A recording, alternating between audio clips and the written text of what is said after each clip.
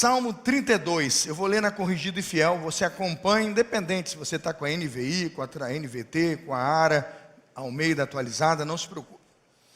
Bem-aventurado aquele cuja transgressão é perdoada e cujo pecado é coberto. Bem-aventurado o homem a quem o Senhor não imputa maldade, em cujo espírito não há engano. Quando eu guardei silêncio, envelheceram os meus ossos, pelo meu bramido em todo dia. Porque de dia e de noite a tua mão pesava sobre mim, o meu humor se tornou em sequidão de estio. Confessei-te o meu pecado e a minha maldade não encobri. Dizia eu, confessarei ao Senhor as minhas transgressões, e tu perdoastes a maldade do meu pecado. Por isso todo aquele que é santo orará a ti, a tempo de poder achar, até no transbordar de muitas águas, estas não lhe chegarão. Tu és o lugar em que me escondo, tu me preservas da angústia, tu me cinges de alegres cantos de livramento. Instruir-te-ei, ensinar-te-ei o caminho que deves seguir, e guiar-te-ei com os meus olhos. Não sejais como o cavalo, nem como a mula, que não tem entendimento, cuja boca precisa de cabresto e freio, para que não se cheguem a ti. O ímpio tem muitas dores, mas aquele que confia no Senhor, a misericórdia o cercará. Alegrai-vos do Senhor, regozijai-vos, ó justos, e cantai alegremente todos vós que sois retos de coração. Amém? Eu queria repetir com os irmãos o versículo 11, por favor, todos juntos, lá na tela, o versículo 11, vamos colocar no início o versículo 11, e depois eu queria ler um versículo na nova tradução, na nova transformadora. Vamos lá no 11, todos juntos, alegrai-vos. Alegrai-vos no Senhor e regozijai-vos, ó justos, exultai vós todos que sois retos de coração. Amém? Pode sentar-se. Bota por favor o versículo 10 na NVT. Só alterar. Versículo 10 na NVT. Tem que trocar a versão. Queria que você olhasse, bacana, o versículo 10. Isso, bota no início. Isso. O perverso tem muitas tristezas, mas o que confia no Senhor é cercado de amor. O amor que nos envolve, o amor que nos cuida, o amor que nos protege. Irmãos, Davi, se você quer ver o boletim, pega o boletim, o sermão está na capa, não tem?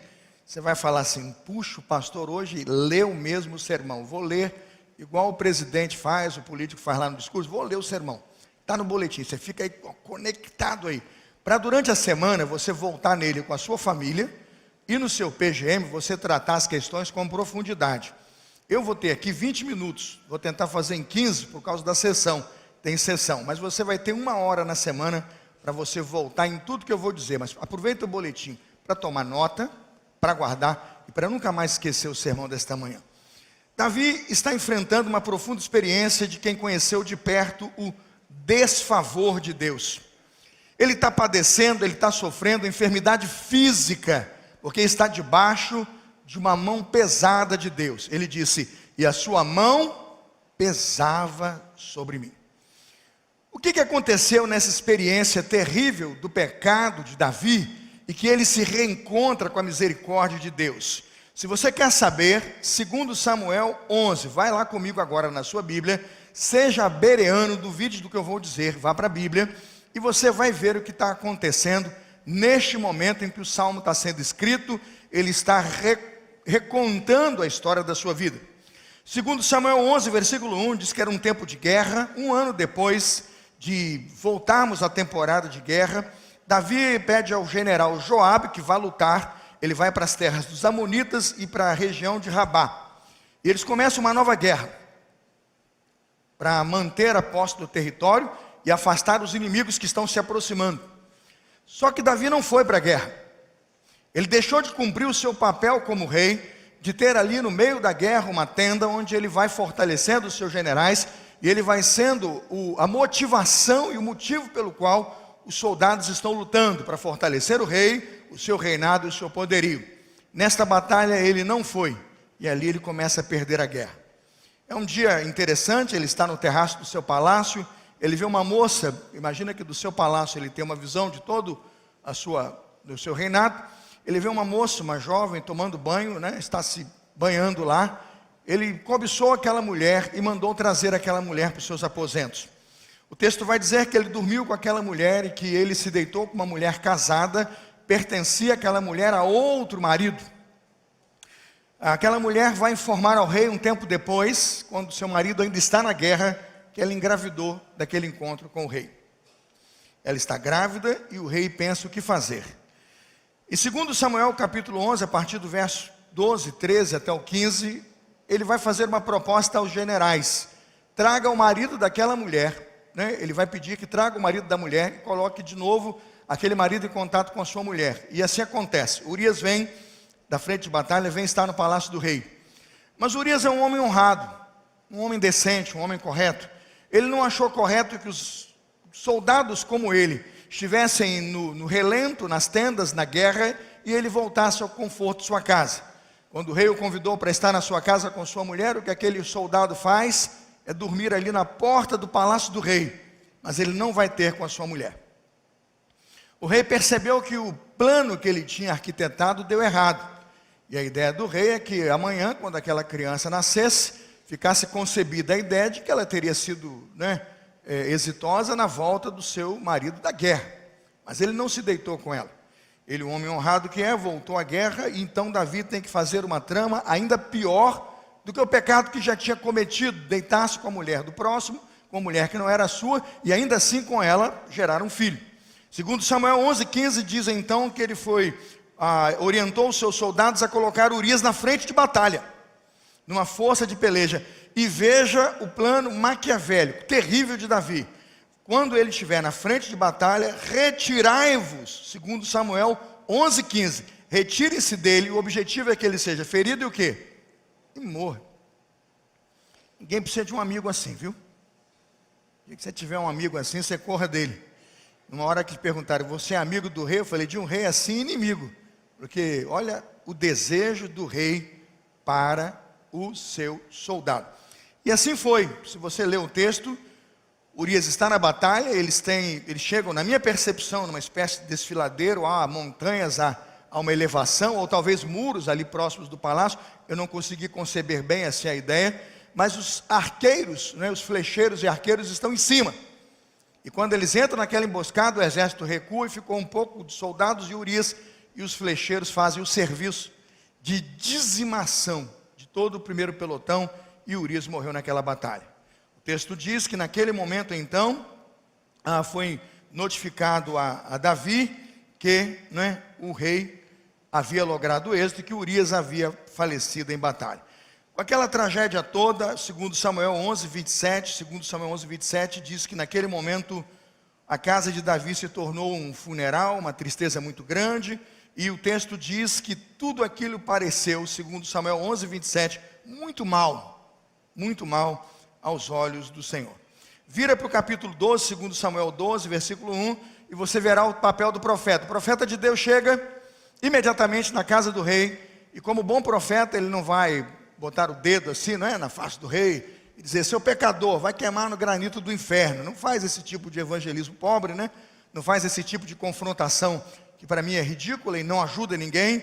Mas ele conta uma boa história. Segundo Samuel 12:1 diz que ele conta uma boa história de dois proprietários, um tem muitas ovelhas, um tem só uma cordeirinha, e o que tinha muitas ovelhas recebeu um convidado, mas é interessante, que ao invés de sacrificar das suas muitas ovelhas uma ovelha, ele pega a do vizinho, a cordeirinha do vizinho, sacrifica e serve de guarnição e comida para aqueles que vêm visitar. O rei Davi ficou furioso com o discurso do profeta, e disse, como alguém tendo muitas cordeirinhas, sacrifica a do vizinho e não a sua? Digno de morte é o homem. Acusou mesmo, gritou o rei, e o rei então deu a sentença. Aí veja lá, o profeta muito sábio disse, o problema, Davi, é que este homem é você. Não, menos. Menos. Se agora é comigo, menos, porque agora o meu sapato apertou. E então Natã vai contar toda a história do pecado de Davi, vai confrontá-lo sobre o seu pecado, e aí, irmãos, Davi cai em si. Segundo Samuel 12:13, não sei se vamos conseguir colocar no retorno para mim. 2 Samuel 12:13, o texto é épico.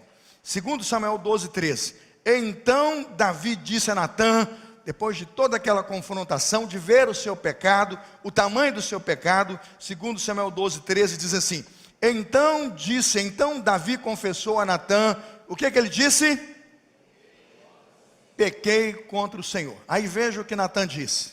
Natã respondeu: sim, mas o Senhor o perdoou e você não, pode avançar, não morrerá por causa do seu pecado.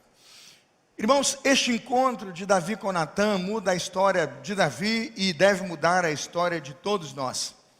Eu poderia, Lúcia, escolher esse sermão e dizer que esse sermão é um sermão de recomeço. Eu poderia dizer isso, tempo de recomeçar. Mas por que eu não usei a ideia de recomeçar? Porque não é a ideia do texto. Se você vai recomeçar, seria mais ou menos: eu estava no meio de um adultério, parei, eu volto para recomeçar. Se você vai recomeçar, eu estava no meio de um furto, parei, as luzes acenderam, voltei no dia seguinte para terminar o furto. É hora de recomeçar o quê? A furtar. O recomeço muitas vezes pode ser a ideia de que você vai voltar ao mesmo lugar para continuar fazendo o que você estava o quê? Fazendo.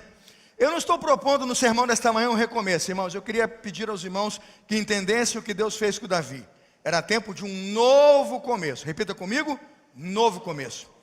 Era tempo de começar de novo. Mas era tempo de começar do zero.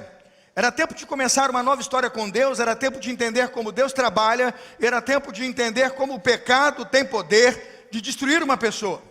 E é isso que o Senhor nosso Deus faz com Davi, quando Davi diz a Natã: pequei contra o Senhor, mas o Senhor disse a Davi: o Senhor o perdoou, assim disse o profeta. E aí nós chegamos ao primeiro ponto, irmãos, da mensagem desta manhã, que está destacado na capa do seu boletim, que a alegria de um novo começo é fruto do perdão que transforma. Por que o perdão que transforma é importante? Para que você tenha consciência de um novo começo. Ninguém vai começar até que tenha certeza de que por Deus está perdoado. Ninguém vai recomeçar, ou no sentido aqui, criar uma nova história, um começo novo de história, se não tiver a certeza que Deus está dando a você uma folha em branco para você escrever e construir a sua nova história. Veja o que o salmista Davi vai dizer nos versículos 1 e 2 do Salmo 32. Acompanhe na sua Bíblia. Bem-aventurado aquele cuja transgressão é perdoada, cujo pecado é coberto. Bem-aventurado o homem a quem o Senhor não imputa maldade e em cujo espírito não há o que, irmãos? Engano. O que Davi está dizendo é que aquele que recebe o perdão de Deus deve se sentir perdoado por Deus e deve encontrar o direito e o privilégio de iniciar uma nova caminhada. É interessante que esse texto coloca, irmãos, uma grandeza de pecado, pecadinho e pecadão. Você vai dizer: não existe. O texto diz que existe. Você vai encontrar 3 expressões muito grandes para constituir a ideia de pecado aqui, e ficaram muito claras nas expressões hebraicas: transgressão, iniquidade e pecado. Para Davi, a transgressão é uma referência a atos terríveis de rebeliões enormes e terríveis contra Deus. Iniquidade é um pecado amplo, com a ideia de que nós estamos errando o alvo, buscando uma direção errada, e neste alvo que estamos apontando e nos dirigindo de forma errada, produzindo graves ofensas contra o Senhor. E o terceiro nível, que é um nível na visão deles mais simples, é sim uma distorção. Você conhece o certo, mas corrompe, perverte a verdade, cria uma maneira de viver uma espécie de meia-verdade. Transgressão, iniquidade ou pecado, o que quer que seja aqui no texto colocado como expressões de força e grandeza, o que é maravilhoso é entender que Davi, enquanto salmista, percebe que por pecados graves, por pensamentos frágeis ou por pequenas incompreensões da verdade, o que seja, Davi está mergulhado em um problema espiritual que se chama pecado. Mas o que é maravilhoso, ele sabe que Deus pode perdoar 1, 2, 3 ou 4 ou 5 tipos de pecado, ou seja, todo pecado pode ser perdoado por Deus. Amém, irmãos? Essa doutrina e esse ensino de Davi é tão poderoso, que não tendo sido escrito o Novo Testamento, nós já temos aqui a doutrina do perdão de Deus, a doutrina do arrependimento e do perdão para a purificação de nossos pecados. O apóstolo Paulo se apropria do Salmo de Davi e vai repeti-lo ipsis literis em Romanos capítulo 4, versículos 7 e 8. Abra comigo o texto para você conferir. E perceba que essa doutrina do perdão é muito importante para que como cristãos vivamos, irmãos, debaixo de uma cura física, mas de uma cura espiritual, irmãos, muito importante para a nossa caminhada, pós um erro tão grave como foi o de Davi: adultério, homicídio, uma ruína na sua família, a morte do filho que foi gerado por Betseba. Quando tudo isso esteve na sua casa, como construir uma nova história, como recomeçar com o Senhor nos dá o poder de vivermos debaixo do seu perdão. Romanos 4, versículos 7 e 8, não sei se vamos ter na tela para você ler comigo, diz assim: bem-aventurados aqueles cujas maldades são o quê? Perdoadas, e cujos pecados são cobertos. Iniquidade e transgressão. Bem-aventurado o homem a quem o Senhor não imputa o pecado. Mais uma vez Paulo repete a ideia de iniquidade, transgressão e pecado, dizendo: bem-aventurado o homem a quem o Senhor não imputa o pecado. Se essa doutrina está no Novo Testamento, e está, ela é um alerta para nós, um despertamento para nós, que nós precisamos do poder de Deus, precisamos do perdão de Deus, para nos reencontrarmos como pessoas, como seres humanos, irmãos, porque nós somos falhos, nós somos pecadores. O Espírito Santo trabalha muito profundamente na vida do apóstolo Paulo, a orientar a igreja de Roma, a trabalhar a ideia da imputação de justiça. Romanos 4, versículo 6, o apóstolo Paulo diz: bem-aventurado o homem a quem Deus imputa a justiça sem as obras. Veja o texto: bem-aventurado o homem a quem Deus imputa a justiça sem as obras. O que significa dizer?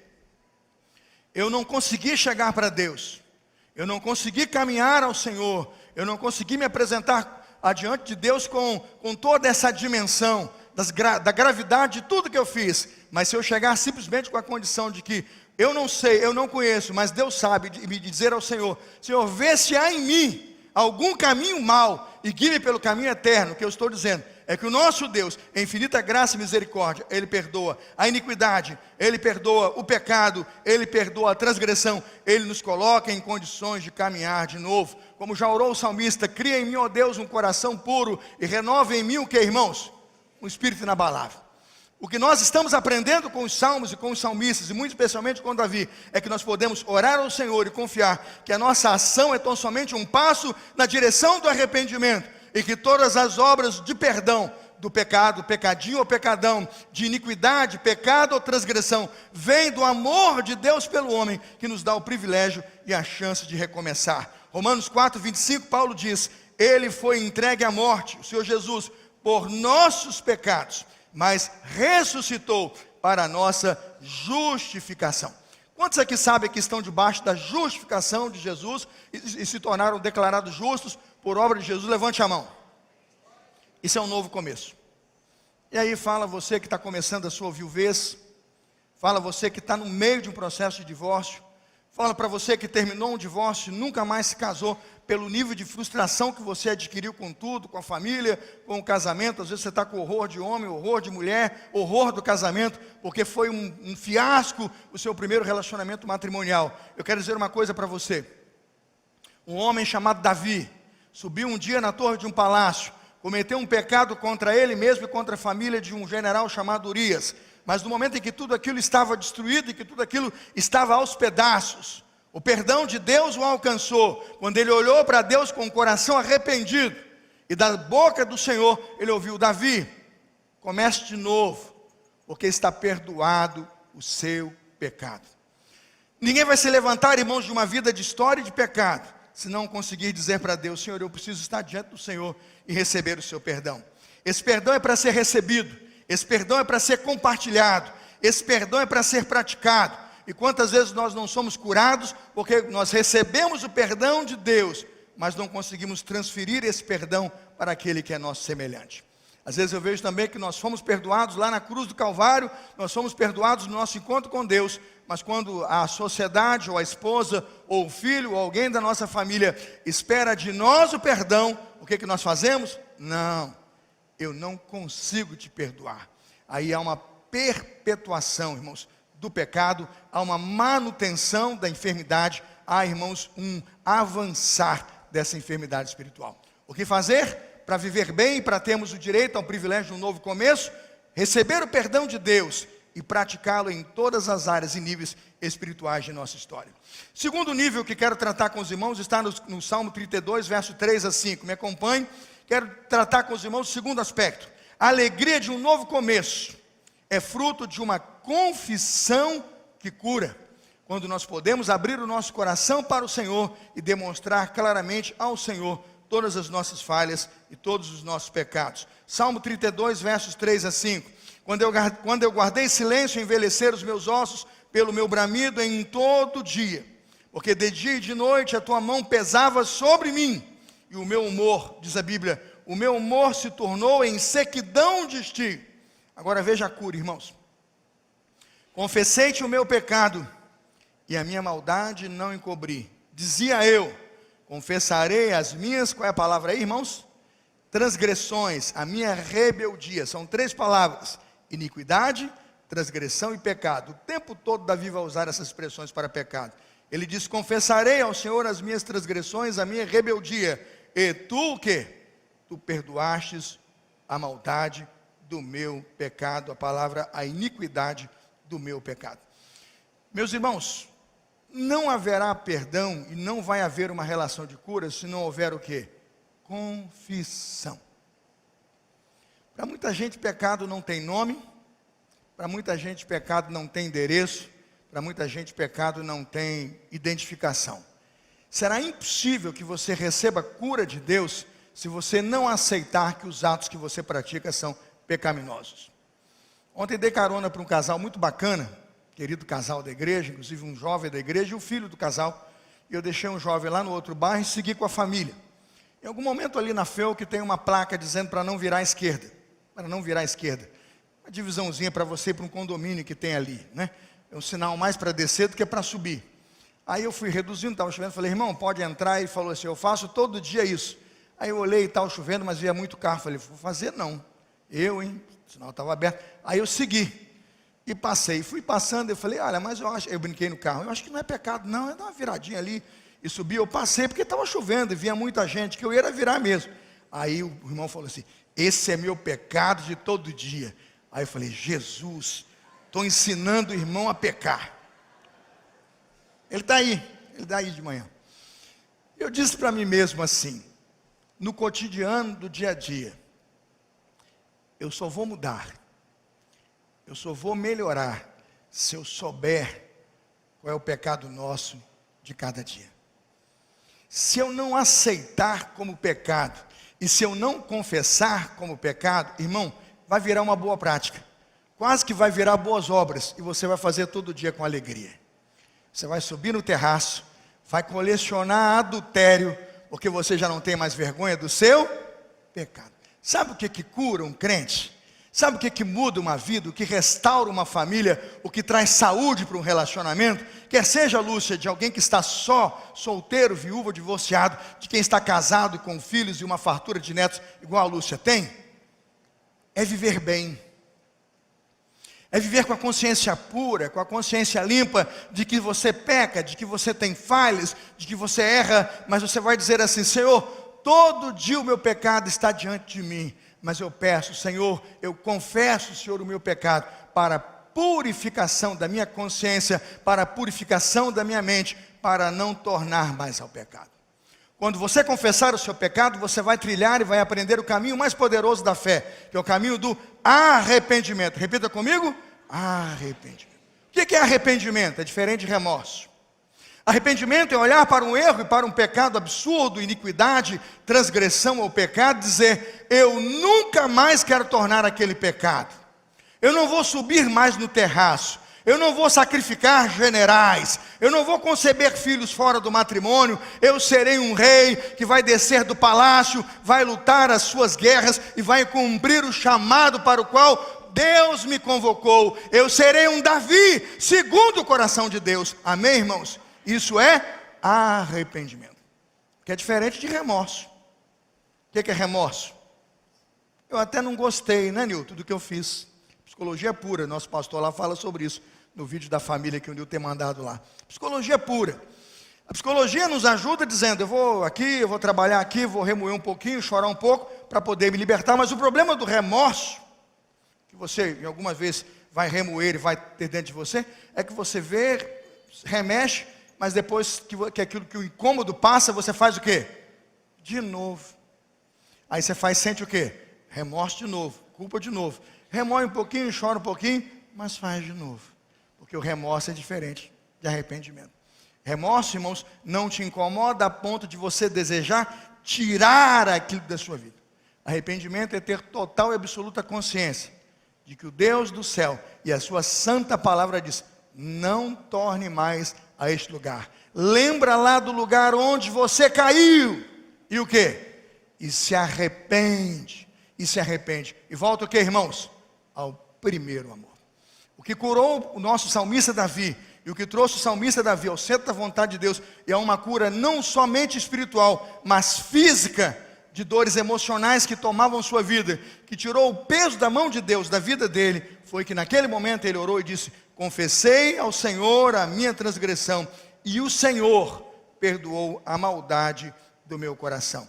Ele disse, versículo de número 4, de dia e de noite, a tua mão pesava sobre mim, o meu humor tornou-se o quê?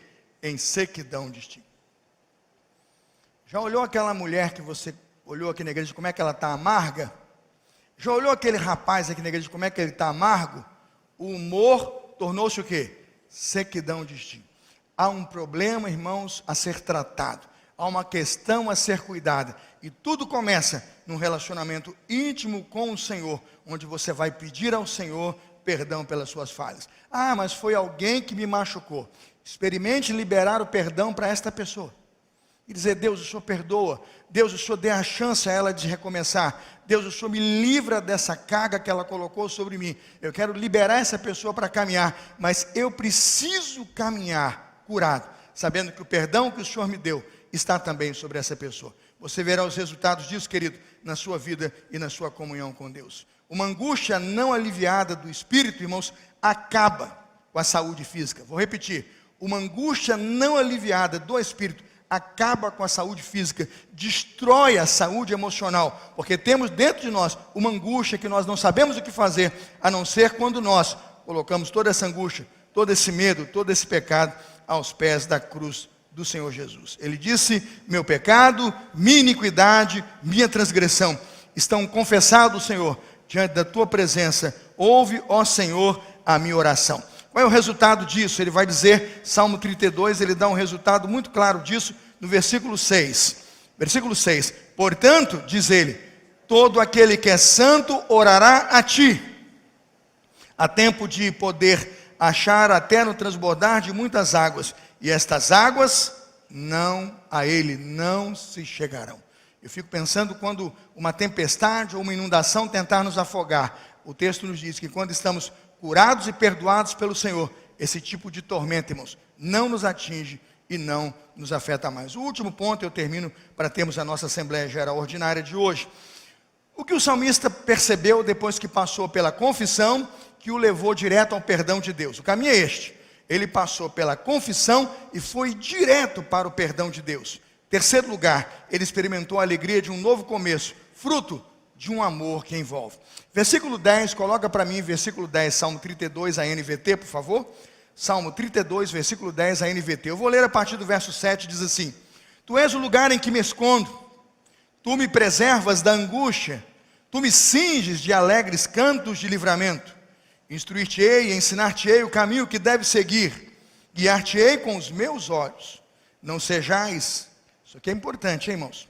Não sejais como cavalo nem como a mula, que não tem entendimento, cuja boca precisa de cabresto e freio para que não se chegue a ti. Versículo 10. O ímpio tem muitas dores, mas aquele que confia no Senhor, a misericórdia, o amor de Deus o cercará. O motivo da alegria do salmista, irmãos, é um só. Ele foi cercado pela misericórdia de Deus.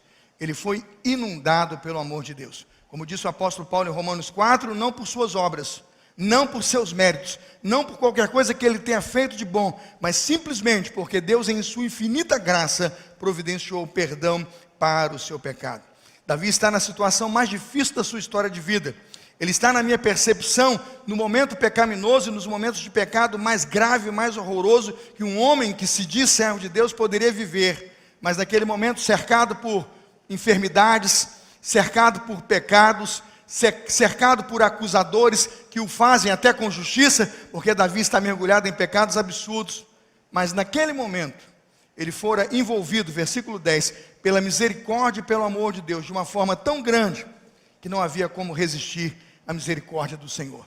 Neste momento eu quero aproveitar o sermão e terminar aqui, agradecendo ao nosso Deus, que age de misericórdia para conosco, mesmo quando nós não merecemos, mesmo quando nós tão bem não nos comportamos, e mesmo quando nós com falhas graves diante de Deus nos apresentamos. Ele disse: meu filho, eu enviei Jesus Cristo, meu filho, para perdão e purificação do seu pecado. Viva, meu filho, debaixo do meu perdão, viva, meu filho, debaixo da misericórdia do Senhor. O que isto produziu no salmista? Versículo 11: alegrai-vos no Senhor e regozijai-vos, ó justos, e cantai alegremente, todos vós que sois retos de coração. Um homem que tem a mão pesada de Deus sobre ele, um homem que tem dores profundas, tem um espírito seco e angustiado, termina o salmo cantando, louvando ao Senhor e dizendo: alegrai-vos no Senhor, regozijai-vos justos, cantai alegremente, vós retos de coração. Onde está a retidão de Davi? Não nele mesmo. Onde está a retidão de Davi? Não na sua vida sem falhas. Ele não é uma pessoa sem falhas. A retidão de Davi está na misericórdia e no amor de Deus para com ele. Eu não sei, querido, o que você tem passado. Eu não sei, meu irmão, minha irmã, o que você tem atravessado. Mas uma coisa eu sei: Deus quer dar a você hoje a chance de você recomeçar.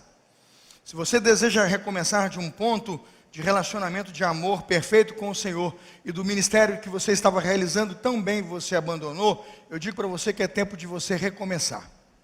Mas se você está, preste atenção, num ponto de pecados terríveis, se você está debaixo de um adultério que você oculta e esconde, se você está debaixo de um homicídio que você nunca tratou ou nunca confessou, eu queria orar por você nesta manhã e dizer a você: Deus quer que você comece de novo. De novo. Como? Primeiro, reconheça que o que você fez é pecado, peça perdão. Segundo, apresente sua vida em confissão a Deus. Terceiro, receba nesta manhã o perdão de Deus. Eu não sei qual é a responsabilidade que você tem e o quanto de responsabilidade você tem pelas coisas não estarem dando certo na sua casa. Eu não sei. Mas uma coisa eu sei: as coisas estão do jeito que estão, porque tem parte sua, parte do seu marido, parte dos seus pais, tem parte de todos nós. E todos nós conspiramos e construímos essa história. O que fazer? Pedir a Deus uma chance e uma oportunidade para começar de novo.